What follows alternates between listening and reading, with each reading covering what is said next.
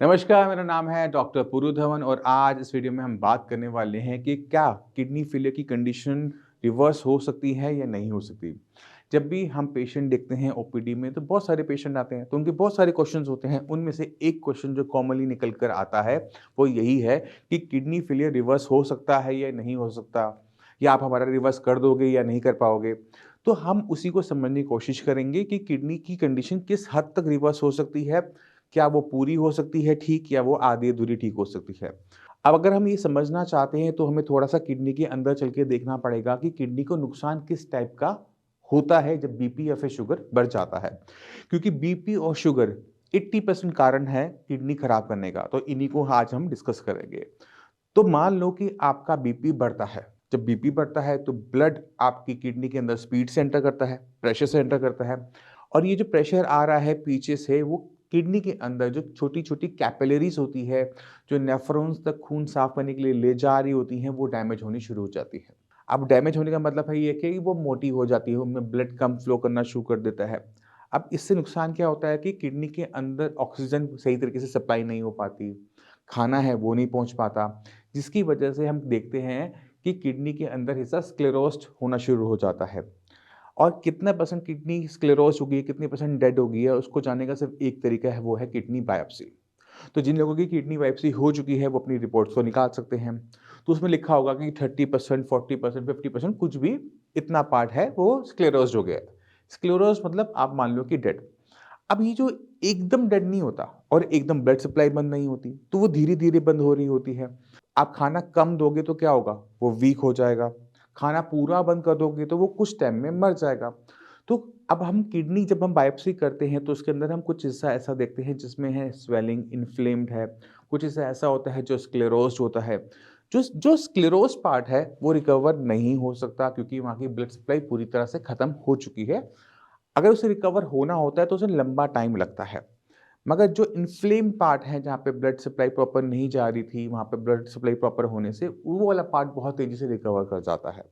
क्योंकि जैसे अगर आप बीमार होते हो तो आप काम नहीं कर पाते, अगर आप डेड हो जाते हो तो भी काम नहीं कर पाते। तो बीमार वाला हिस्सा वापस काम पर आ जाएगा, डेड वाला हिस्सा वापस काम पर नहीं आ पाता। तो जब भी कोई पेशेंट किडनी फेलियर का आता है, तो हम उसकी रिपोर्ट देखते हैं। तो रिपोर्ट में कितना क्रेटिनिन लेवल आ रहा है, उससे एक रफ आइडिया मिल जाता है कि कितने परसेंट किडनी की फंक्शनिंग को वापस लेकर आया जा सकता है।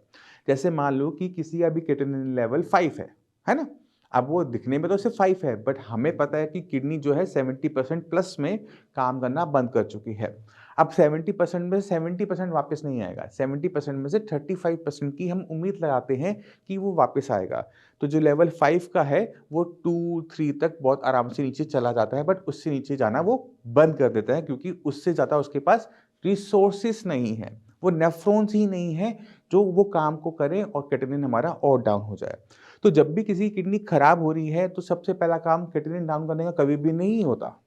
पहला हमेशा ये होता है कि किडनी जो खराब हो रही है वो और खराब ना हो।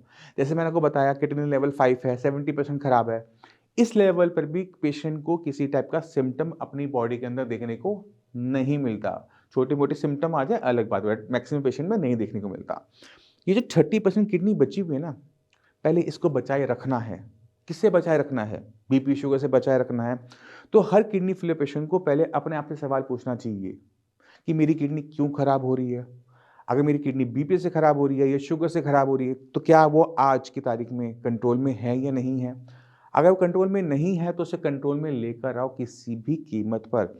वरना आप उसको सोचोगे कि क्रेटिनिन डाउन कर लूँ और उधर से किडनी खराब होती रहेगी। क्रेटिनिन अगर डाउन हो भी गया, तो महीने 2 महीने में दोबारा बढ़ जाता है और पेशेंट की कंडीशन और खराब हो जाती है। तो ऐसी गलतियाँ जो most of the kidney failure का पेशेंट करते हैं, इस वीडियो को देखने के बाद आप लोग मत करना। आप हमेशा अपनी किडनी को पहले और खराब होने से पहले रोको, फिर उसके बाद आप सोचो कि किस तरह से मैं इसको वापस लेकर आ सकता हूँ। तो किडनी कुछ हद तक रिकवरेबल है, बट अगर किडनी डेड हो चुकी है, स्क्लेरोज़्ड हो चुकी है, अंदर का हिस्सा मर चुका है, तो उसके रिकवरी के चांसेस ना के बराबर होते हैं। इसी तरह से हम डायबिटीज़ के बारे में बात कर लेते हैं। जब किसी की ब्लड शुगर लेवल बहुत ज़्यादा बढ़ते हैं, तो क्या होता है कि जो हमारी छोटी-छोटी कैपिलरीज़ हैं, वो वीक होनी शुरू हो जाती है, वो खराब होनी शुरू हो जाती है, उनमें इन्फ्लेमेशन आनी शुरू हो जाती है। तो ऐसे पेशेंट जिनकी किडनी डायबिटीज़ से खराब होती है, अगर वो अपनी शुगर लेवल को ठीक कर लेते हैं और सही ट्रीटमेंट शुरू कर लेते हैं तो उनमें रिकवरी बीपी के पेशेंट के कंपैरेटिव में फास्ट देखने को मिलती है। तेजी ऐसे उनका क्रिएटिनिन लेवल डाउन होना शुरू हो जाता है। अब पेशेंट के माइंड में बहुत सारे और सवाल आ रहे होते हैं, नहीं मेरे डॉक्टर तो बोल रहा है कि क्रिएटिनिन डाउन नहीं हो सकता। आपको मैं आज बहुत सारी रिपोर्ट्स दिखाता हूँ, उससे आपको बहुत क्लियर आइडिया मिल जाएगा कि ये हो सकता है, ये नहीं हो सकता, ठीक है? और इस वीडियो के ख़त्म होने के बाद मैं चाहता हूँ कि इस चैनल पे जितनी भी टेस्टिमोनियल्स हैं पेशेंट के, उनको भी आप देखना, तो आपको बहुत क्लियर कट आइडिया मिलेगा कि किस तरह से क्रिएटिनिन को डाउन किया जा सकता है अगर हमारी अप्रोच किडनी को लेके ठीक है। और आज मैं आपको मिलवाना चाहता हूँ मोहम्मद कालिम से। मोहम्मद कालिम, आपको किडनी की दिक्कत कब शुरू हुई थी? जी, मेरे को फरवरी से स्टार्टिंग था और राम मनोहर लोहिया से दिखा गए थे, तो वहाँ मेरे को खाली जांच हो रहा था, दवा ववा नहीं चल रहा था। अच्छा। फिर मैं बिहार चला गया, फिर बिहार से ट्रीटमेंट चालू किया, 1-2 महीना चला, फिर उससे ज़्यादा हो गया। तो फरवरी में आपका लेवल कितना था? 4.5 था। 4.5 था। जी। और फिर आपकी जब आरएमएल में ट्रीटमेंट लिया तो लेवल आपके बढ़ रहे थे, घट रहे थे? 9.49 था। 9.49 पहुंच गया था। जी। तो धीरे बढ़ते हुए फरवरी से लेकर नवंबर तक बढ़ता चला गया। जी, नवंबर तक बढ़ते चला गया। अच्छा, तो डॉक्टर ने कुछ बताया था कि किडनी क्यों खराब हो रही है? सिर्फ चेकअप हो रहा था, 2 से 2.5 महीना मेरा चेकअप हो रहा, उससे मुझे कोई फर्क नहीं पड़ा, तो मैं गांव भेजा। कुछ तो दवाई दी होगी साथ में? कुछ भी दवाई नहीं चला, कुछ भी नहीं दिया? आरएमएल में कुछ भी दवाई नहीं दिया, सिर्फ टेस्ट होता रहा। फिर मैं पटना के डॉक्टर को दिखाया, वहाँ जा कर के कुछ दवाई दिए तो कुछ कंट्रोल हुआ तो ये चला गया, फिर कि कंट्रोल हो गया तो फिर मैं जा रहा हूँ कमाने के लिए, घर पे बैठा कुछ नहीं होगा। अच्छा। वहाँ जाने के बाद गुजरात गया, गुजरात में जाने के बाद ज़्यादा हो गया। गुजरात में डॉक्टर को दिखाने गए थे? गुजरात में कोई किडनी का स्पेशलिस्ट डॉक्टर मिला ही नहीं। अच्छा। तो फिर वहाँ से मैंने दिल्ली में बुलाया तो आपका इंस्टाग्राम पर मैं देखा वीडियो, फिर आपसे मैंने तो संपर्क आप किया। इनके क्या लगते हैं? भाई है, छोटा भाई, मैं छोटा बड़ा भाई हूँ। अच्छा, ये आपका एक्सीडेंट हुआ था बाइक का, ये कब हुआ था? 2018 में। 18 में। तो 2018 की दिक्कत तो है नहीं। तो आप दर्द की गोलियां खा रहे थे? जी, दर्द की गोलियां चला था एक्सीडेंट में। एक्सीडेंट में चला था 2018 में? जी। उसके बाद नहीं चला? उसके बाद ऐसा तो नहीं 2024 में आपने कोई दवाइयां खा रहे थे नहीं, पहले? वो दर्द की दवा नहीं चला। आपका जो फरवरी में पता लगा था आपका लेवल 4 के आसपास था, 4.5 के जी। आसपास, बट आपका ये जो नवंबर तक लेवल बहुत स्पीड से बढ़ा, ठीक है? और आपके अल्ट्रासाउंड में जो आपकी किडनी का साइज है वो नॉर्मल है, वो सिकुड़ी हुई किडनियाँ नहीं है। जी। तो ये आपकी जो किडनी थी वो पहले खराब हो रही थी बीपी से, ठीक है? बट क्योंकि आपको सही ट्रीटमेंट नहीं मिल पाया था इसलिए किडनी चली गई थी AKI में, एक्यूट किडनी इंजरी। मतलब एक बीमारी के ऊपर दूसरी बीमारी आगे बैठ गई थी, उसने किडनी को बहुत स्पीड से खराब करना स्टार्ट किया और इस वजह से आपके लेवल 4 से 9 पहुंचे कुछ ही महीनों में, जबकि यहाँ तक पहुंचने में कई साल लगते हैं। जी सर। ठीक है? और जब हमने ट्रीटमेंट शुरू किया तभी आपका लेवल 9 से 3 पहले से भी कम, फरवरी से भी कम पहुंचा है 1 महीने के अंदर, ठीक है? तो इस कंडीशन को क्या कहते हैं? AKI on CKD। अच्छा, जब आपके लेवल 9 था डॉक्टर क्या कह रहा था, क्या करना है? ट्रांसप्लांट करने के लिए बोल रहे थे, या तो डायलिसिस कराने के लिए। ट्रांसप्लांट के लिए, डायलिसिस के लिए? जी। सीधा बोल दिया था कि कोई और इलाज नहीं? जी। और अब दिखाया डॉक्टर को दोबारा से रिपोर्ट जाके? नहीं, अभी नहीं दिखाए हैं। वो डॉक्टर को दिखाया नहीं, सीधा आपके पास ही आए। आयुर्वेद पर मुझे बहुत ज़्यादा भरोसा है। अच्छा, अभी कोई दिक्कत महसूस कर रहे हो? जी नहीं, अभी तो नहीं है। खाना अच्छे से खा रहे हो? जी, खाना अच्छे से खा गए हैं। ठीक है। और वजन आपका बढ़ा है घटा है? बढ़ा है सर। वजन भी बढ़ गया आपका? पहले आपका 45 किलो था, अब पहले 43 था, अभी 45 हो गया, 45। 44, 1 किलो के आसपास बढ़ा है। जी। ठीक है। और शरीर में किसी टाइप की दिक्कत महसूस कर रहे हो? सूजन वूजन कहीं आ रही है? जी नहीं, सूजन तो नहीं आ रही है, बस किसी टाइम कमजोरी टाइप का लगने लगता है। चलो, मैं आपको एक अच्छी चीज़ बता देता हूँ, ना भी आपको ट्रांसप्लांट की ज़रूरत है, ना भी आपको डायलिसिस की ज़रूरत है। जी सर। अभी बस आपको जो थोड़ी बहुत जो आपने सेहत खोई है, जी। है ना, परेशान होते हुए, उसको वापस गेन करने की ज़रूरत है। जी सर। ठीक है? तो बाकी जो किडनी के मरीज हैं उनको कुछ कहना चाहोगे? ये आयुर्वेद बहुत अच्छा है, यहाँ आइए, मिलिए उस डॉक्टर पुरुधवन से। आपके पास पुरानी रिपोर्ट है अपनी, पुरानी वाली, पिछली वाली? दिखाना एक बारी पैर में सूजन तो है नहीं ना? जी नहीं। जैसे कालिम जी बता रहे थे कि इनकी बहुत सारी जांचें हुई थी आरएमएल में, तो इनकी रीनल बायोप्सी भी हुई है। रीनल बायोप्सी के अंदर जैसे मैंने बताया कि किडनी जो थी वो स्क्लेरोस थी। स्क्लेरोस मतलब अंदर से सिकुड़नी शुरू हो गई थी, वो बीपी की वजह से होती है। बट जब वो उसमें हो रही थी तो उसमें एक बहुत बड़ा हिस्सा ऐसा था 30 to 35% patchy acute tubular injury, यानी किडनी जो थी बहुत स्पीड से ख़राब हो रही थी, जी। ठीक है, बहुत तेज़ी से ख़राब हो रही थी। अब जब आपका ये जो रिवर्सल हुआ है वो इसलिए हुआ है क्योंकि किडनी के अंदर जो एक्यूट पार्ट था, एक्यूट मतलब स्पीड से ख़राब जो हिस्सा हुआ था, जी। वो बहुत तेज़ी से रिकवर हुआ है।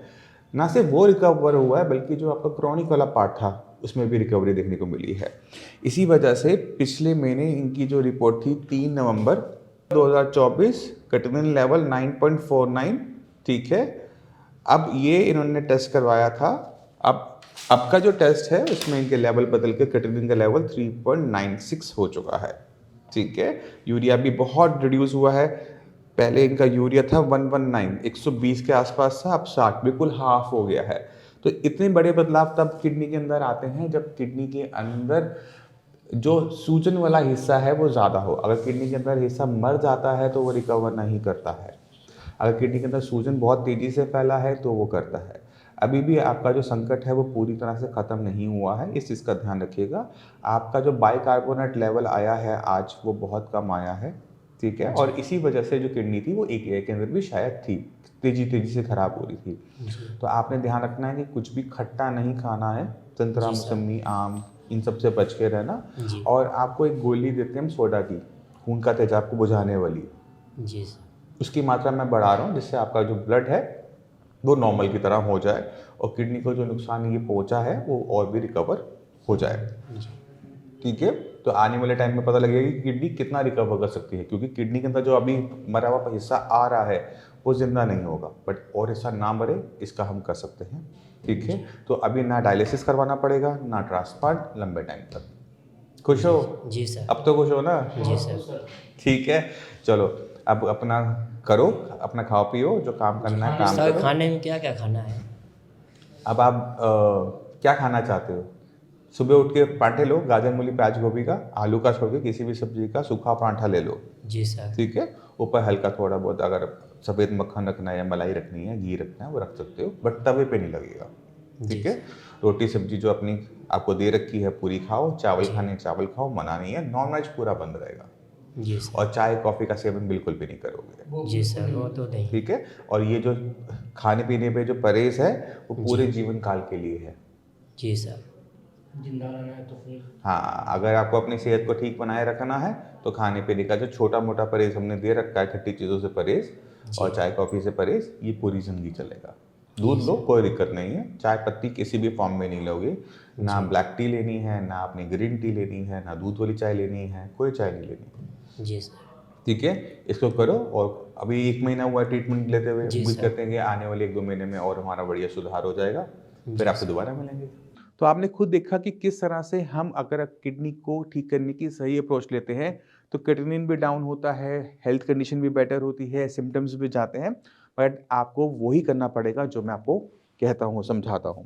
मैं उम्मीद करता हूँ इस वीडियो से आप काफ़ी कुछ समझ गए होंगे। फिर भी माइंड में कोई भी डाउट हो, कुछ भी पूछना चाहते हो, मोस्ट वेलकम, आप आके मिल भी सकते हैं। और इसी के साथ आप तो चलने की आगे चाहूँगा। मिलते हैं अगली वीडियो में, तब तक के लिए नमस्कार।